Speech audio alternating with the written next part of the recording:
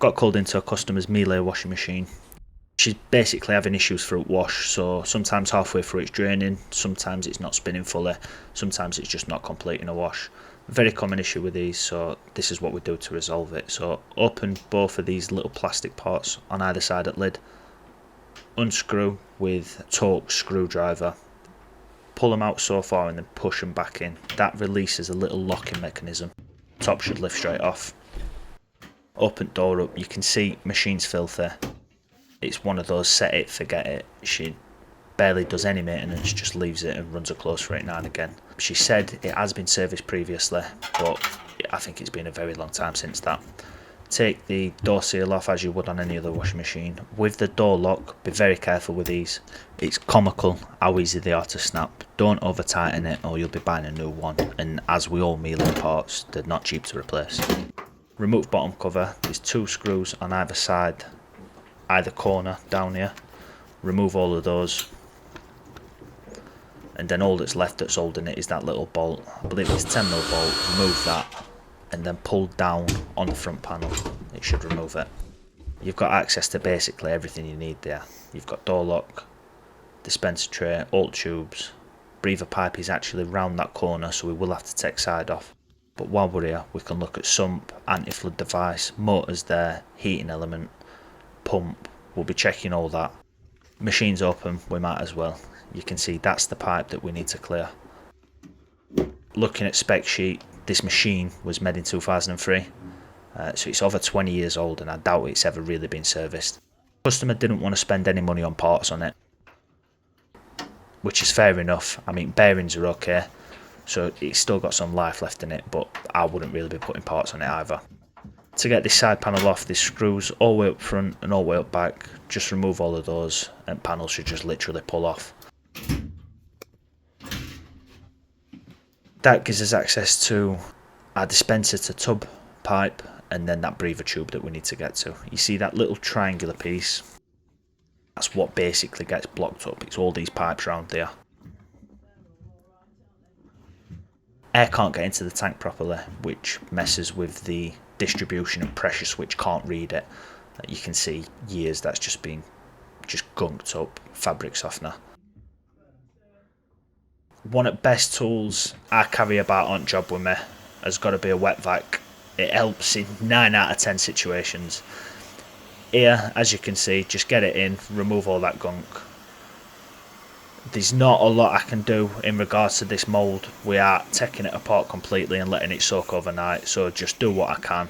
Customer's not expecting miracles, so we basically just get rid of all surface dirt. Advise her to run a cleaner through it, but yeah. In regards to checking pump, there's always going to be some water left in the bottom of a washing machine. Slightly undo pump cover, get your wet back on it to make sure we're not getting that water all over customer's floor. And as you can see, there's no major blockages, but it is filthy, so just give that a quick little clean. Check sump while we're here because it feels good. Obviously we want to make sure there's nothing in there, nothing blocking, no coins, anything like that. That's the anti-flood. Machine's been dripping over years, but it's not enough to actually cause any issues, so it's not to be concerned about. Reduct pump, make sure that's in nice and tight and it's not going to be leaking. Move on with what we're actually doing. So this breather tube, there's little clips on either end. Remove it from pump side. It's going to be quite glued down after being just sat there for 20 years, so try and loosen it off with a pair of pliers first. Watch that you don't make a hole in it, because that's just going to cause you issues and it should pop straight off. Remove it from one side and then remove it from dispenser tube.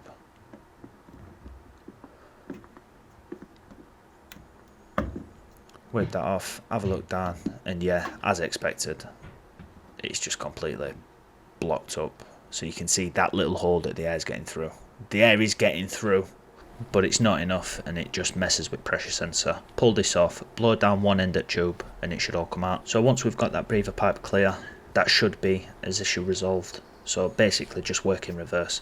Get breather pipe, put it back on pump, make sure clip goes in the same spot that it come off of. Get that nice and secure, run the breather pipe up and get it put back onto the dispenser tube. That should be done, we should be good. So get the side back on. If you're struggling with what screws go where, use the other side as reference, because obviously you're going to have a load of screws. Just check the other side and then you'll realise which screws go where.